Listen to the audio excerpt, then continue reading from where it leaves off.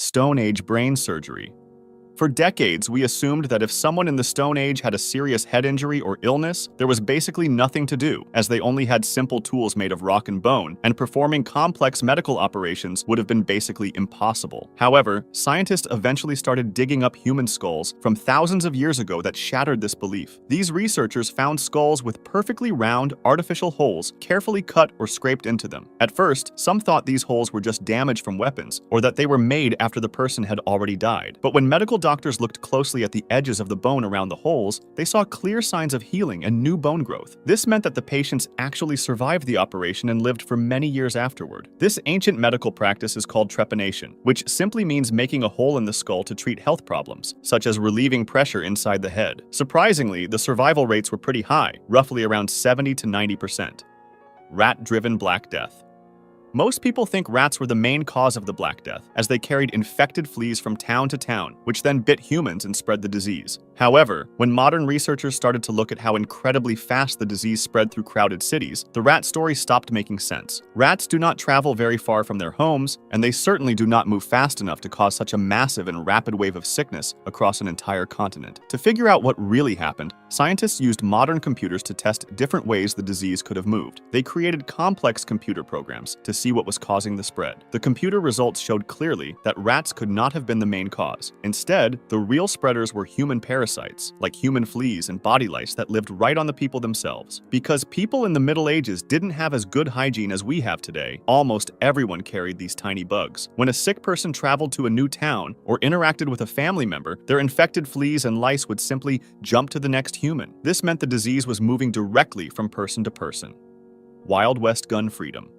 Movies and books made us believe that in the Wild West, almost everyone carried a weapon everywhere, and that shootouts happened all the time. However, researchers eventually dug into old legal documents and discovered that this idea is mostly wrong. When historians looked closely at court records and old newspapers from famous frontier towns like Dodge City and Tombstone, they found strict rules about weapons. When a cowboy or a traveler arrived in a town, they usually had to give their gun to the local sheriff or leave it safely at their hotel. They were absolutely not allowed to carry it while walking down the street. If a person broke the rule and carried a gun anyway, the police would arrest them and make them pay a fine. In fact, one of the most famous events of that time, the gunfight at the OK Corral, actually started because a group of men refused to hand over their weapons to the police. The real frontier towns were often much stricter about guns than modern USA. Polynesians and Native Americans. For a very long time, people believed that no outsiders met with the Native Americans until Christopher Columbus arrived in 1492. However, a simple vegetable started to question this idea. Explorers had long noticed that people in Polynesia, which is a large group of islands far out in the Pacific Ocean, grew sweet potatoes. This was a huge puzzle because the sweet potato is a plant that originally only grew in South America. Also, the word for sweet potato in some Polynesian languages is very similar to the word used by native people in the Andes Mountains of South America. To solve this mystery, modern researchers decided to look at DNA. When scientists tested the DNA of modern Polynesian people and compared it to Native American DNA, they found a surprising match. The results proved that hundreds of years before Columbus, around the year 1200, the two groups absolutely did meet. Historians now realize that ancient Polynesian sailors were such amazing navigators that they actually sailed thousands of miles across the open ocean to the coast of South America. They likely met the native people there, shared their cultures, and brought the sweet potato back home with them to their islands. The city of Troy. If you have ever heard the story of the giant wooden horse used to sneak soldiers behind enemy walls, you know the legend of the Trojan War in Homer's Iliad. For centuries, we believed that the ancient city of Troy was nothing more than a myth. However, in the 1870s, an explorer named Heinrich Schliemann refused to believe the city was just a myth. He decided to use the ancient poems almost like a real treasure map and traveled to a specific dusty hill in modern-day Turkey. When he and his team, including Frank Calvert, who previously identified the site, started digging, they shocked the entire world by uncovering the thick stone walls of a massive ancient settlement. Over the following decades, modern scientists took over the dig and discovered that this hill actually contained the ruins of several different cities stacked right on top of each other. Most importantly, researchers found crushed weapons, signs of massive fires, and destroyed towers in the exact layer of terrain that matches the time of the legendary war. This proved that the wealthy city of Troy actually existed and was eventually destroyed by a violent conflict. The Caveman survivorship bias.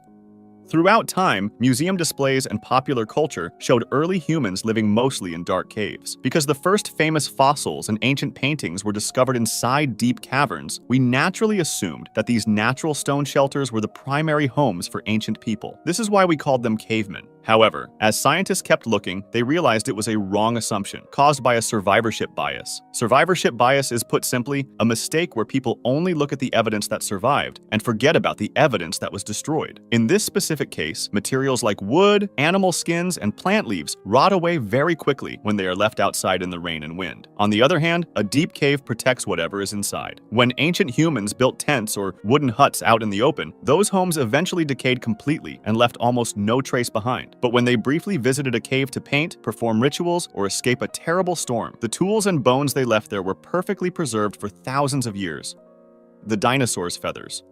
People pictured dinosaurs as giant, scaly reptiles that looked like oversized lizards or crocodiles. Museums built completely smooth dinosaur models, and famous movies showed creatures with bare green skin. However, in the 1990s, researchers discovered a new type of fossil in a specific region of China. The dirt in this area was made of very fine volcanic ash, which preserved incredible details that normal dirt usually destroys. When scientists looked closely at these newly uncovered dinosaur bones, they saw clear outlines of fuzzy structures all around the bodies. At first, some people thought it was just plant material, but careful testing proved that these were actually ancient feathers. We now know that many different types of dinosaurs, including the ancestors of the famous Tyrannosaurus rex, were covered in feathers.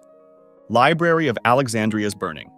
If you ask someone how the Library of Alexandria ended, they will likely say that it burned down. The popular myth says that this one terrible event wiped out countless scientific discoveries and set humanity back for centuries. However, when modern historians carefully studied ancient letters and the ruins of the city, they discovered a much different truth. The library did not actually burn down in one massive disaster. Instead, it slowly fell apart over several hundred years. While the library did suffer from a few smaller fires and raids, including an accidental one started by the Roman leader Julius Caesar, it actually kept operating. The real main enemy of the library was simply a lack of money and interest. As different empires took over the city, new rulers stopped paying the scientists and stopped fixing the building. Over time, the fragile scrolls naturally rotted away from the damp weather or were moved to other cities. By the time the library disappeared completely, most of its important information had already been copied and saved in other places around the world. White Wild West. Movies and television shows made us believe that the cowboys of the old American West were almost exclusively white men. This version of history became what most people accepted as the truth. But when historians started to dig into actual historical records, they found something different. They examined old census documents, which are official lists the government uses to count and describe the population, along with old photographs and personal diaries from the 1800s. They discovered that up to 1 in 4 cowboys was a black man. Many of these men had moved west seeking freedom and paid work after the end of slavery. Furthermore, the very skills of a cowboy, like roping and herding cattle, were actually invented by Mexican writers called vaqueros, who taught these techniques to the new settlers. There were also thousands of Native American cowboys who managed huge herds of cattle on their lands, as well as many Asian immigrants who built the vital railroads and started businesses in frontier towns. The Unbeatable Spartans. When you hear the word Spartan, you probably picture a fearless warrior. That's because famous legends have built an image of an ancient society that produced perfect soldiers who always fought to the death. Historians, however, know that the famous Spartan armies actually lost plenty of battles, and they didn't always choose death over defeat. For example, in the Battle of Sphacteria, a large group of Spartan soldiers threw down their weapons and surrendered to the Athenians. Researchers also learned that Spartan leaders were actually very hesitant to start wars too far from their city. They relied on a massive population of enslaved people called helots to do all their farming and daily work, so much so that they outnumbered Spartan citizens roughly 7-1. For this reason, the Spartan government lived in constant fear that these enslaved workers would start a huge rebellion if the main army left town to fight somewhere else. The image of Spartans as unbeatable super soldiers was largely a myth created by other ancient Greeks who romanticized Sparta from afar. This reputation benefited Sparta as it intimidated potential rivals and discouraged attacks. The Black-Clad Ninja. If you picture a ninja creeping through the shadows, you almost certainly imagine them wearing a tight black suit from head to toe. However, when looking at old Japanese manuals and training documents, we found out this famous uniform is completely made up. The truth is that wearing solid black at night actually makes a person stand out. Black creates a sharp, unnatural outline against the dark blue sky and the moonlight. If a historical spy, traditionally known as a shinobi, needed to sneak around at night, they actually wore dark blue, ash gray, or dark brown clothing. Dark blue was especially popular because the dye they used was made from a plant that naturally kept bugs away. Also, sneaking around in the dark was only a small part of their job. Most of the time, these spies worked during the day, and their best weapon was simply blending in. To gather information without being noticed, they dressed as regular everyday people like farmers, traveling monks, or street merchants. So where did the famous black suit come from? The famous look was actually invented by Japanese kabuki theater stagehands centuries later. In traditional plays, the workers who moved objects around the stage wore all black, so the audience knew to ignore them. When a play featured a spy character who was supposed to be unseen, the actor wore that same black outfit to show the audience that the character was secretly hiding right out in the open. Over the years, people started believing it was a true historical fact. Göbekli Tepe. Deep in the hills of Turkey, there's an ancient stone monument that challenged what we thought about the timeline of human civilization. For generations, textbooks taught a very specific order of how our early ancestors stopped wandering and settled into communities. It is commonly believed that humans first had to invent farming to ensure a steady food supply, and that this agriculture then enabled the development of permanent villages and cities. Then, archaeologists started digging at a site called Göbekli Tepe. Underneath the dirt, they uncovered dozens of enormous stone pillars arranged in huge circles. These pillars were incredibly heavy and were decorated with beautiful, detailed carvings of wild animals like foxes, scorpions, and lions. When scientists tested the dirt and tools around the site to see how old it was, the results were absolutely shocking. The site was built roughly 12,000 years ago, which is thousands of years before the invention of farming or even the first pottery. The people who carved and dragged these gigantic stones into place were still hunter-gatherers, meaning they survived completely by hunting wild animals and picking wild plants. This is part of the reason why some people think that the desire to build large temples and gather for spiritual ceremonies may have been what led ancient humans to settle down, adopt farming, and eventually build civilizations. Skull-drinking Viking savages. If you look at old paintings or read classic adventure stories about Vikings, you will often see them celebrating a victory by drinking from the hollowed-out skulls of their defeated enemies. This helped create the popular belief that they were mindless and bloodthirsty savages. This fit perfectly with the scary stories written by the monks, whose churches were raided by Viking ships. However, modern experts eventually realized that this gruesome reputation was based on a simple mistake. The error started in the 1600s when a European writer was translating an ancient Norse poem into Latin. The original poem mentioned heroes drinking from the curved branches of skulls. In the complex poetry style of the Vikings, which often used clever riddles and word puzzles, the curved branch of a skull was just a creative way to describe an animal horn. The Vikings simply drank their beverages out of the horns of cattle, which was a very normal thing to do at the time. Unfortunately, the translator did not understand this poetic riddle and literally wrote down that they drank out of actual human skulls. Furthermore, archaeologists digging in ancient settlements have found thousands of beautifully carved wooden cups, hollowed horns of domestic cows, and even delicate glass bowls. Napoleon and the Sphinx's nose. When people visit the Great Sphinx in Egypt today, they almost always notice its missing nose. A very famous story claims that the French general Napoleon Bonaparte and his soldiers are the ones to blame. The legend says that his army used the ancient monument for target practice and blasted the nose right off with a cannonball. However, historians know for a fact that Napoleon is completely innocent. The solid proof comes from drawings made by other European travelers long before the French army ever set foot in Egypt. A Danish explorer visited the Sphinx in the 1730s, which was over 60 years before Napoleon arrived. He drew a very detailed picture of the statue, and the nose was clearly already gone in his artwork. So what actually happened to it? Researchers looked into old documents written by Egyptian historians in the 1400s to find the real answer. They discovered that the nose was most likely destroyed on purpose by a religious man in the year 1378. At that time, local farmers were leaving gifts at the Sphinx because they believed the statue would help their crops grow. This man was very upset that people were praying to a stone face, so he decided to take a heavy tool and smashed the nose. The lush green Sahara.